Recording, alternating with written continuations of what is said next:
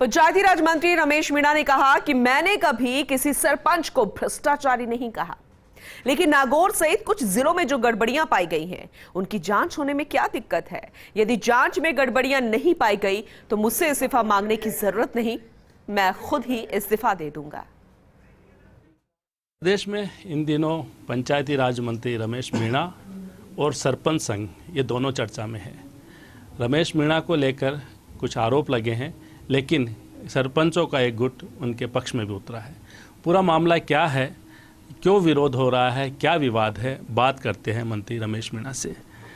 कुछ सरपंच है जो आपको लेकर विरोध कर रहे हैं, कुछ प्रदर्शन करने की भी बात है कि जयपुर में प्रदर्शन हो रहा है, लामबंद हो रहे हैं, कि आपने उन पर कुछ आरोप लगाए हैं। क्या है हकीकत?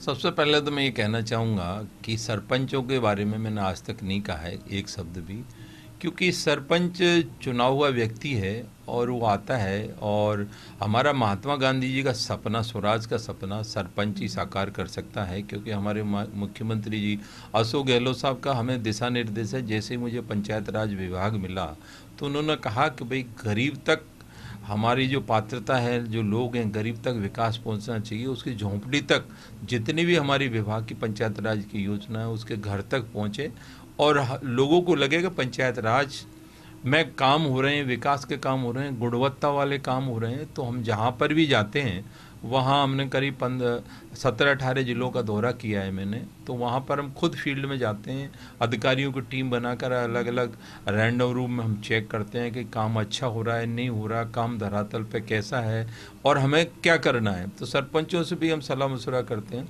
कि कोई आपने कोई अच्छा काम किया है तो हमें बताएं, भाई नवाचार करें तो हम अन्य जिलों के लोगों को भी बता सकें। तो कुछ जगह स्टेडियम सरपंचों ने अच्छे भी बनाए और सारे सरपंच अच्छे हैं लगभग। कुछ लोग ऐसे हैं जो राजनीतिक रूप से अब सरपंच बन गए तो दिल्ली उनको तो नज़दीक लगती है और वो चाहते हैं कि तुरंत ही हम अब एमएलए एमपी बन जाएं।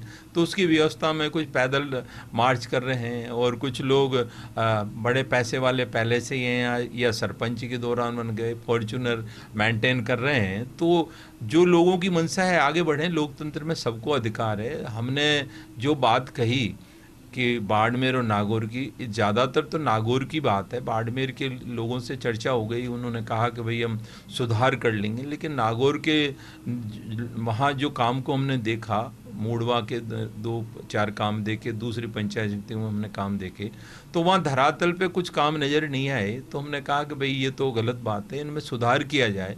लेकिन सरपंचों ने कहा कि भाई हम पर आरोप लगा रहे हो, आप काम धरातल पे ठीक है। तो धरातल पे ठीक है तो मैं ये कहता हूँ कि एक बार पूरी जांच हो जाए।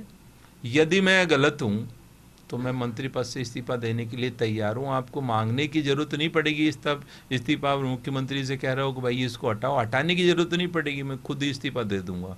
लेकिन एक बार जांच करा लो। और कुछ भारत सरकार के नॉर्म्स हैं कि नरेगा में 100 ऑडिट होती है, अन्य दूसरे हमारे विभाग की स्कीम उनमें भी भारत सरकार ऑडिट कराती है। क्योंकि नरेगा में जो लेबर का पेमेंट है 100% भारत सरकार के सहयोग से होता है और मटेरियल में 75% उनके सहयोग से होता है। तो उन्होंने कुछ नॉर्म्स बना रखे हैं, उनका भी हम अगर नियमों का पालन नहीं करेंगे तो वो पैसा रोक देते हैं या हमारे मानव दिवस कम कर दें। तो इन चीज़ों की उनका भी ये सतत प्रक्रिया है। वो एक मंत्री का नहीं है कि मंत्री ने आज दिए उन ग्राम पंचायतों की जांच कराओ।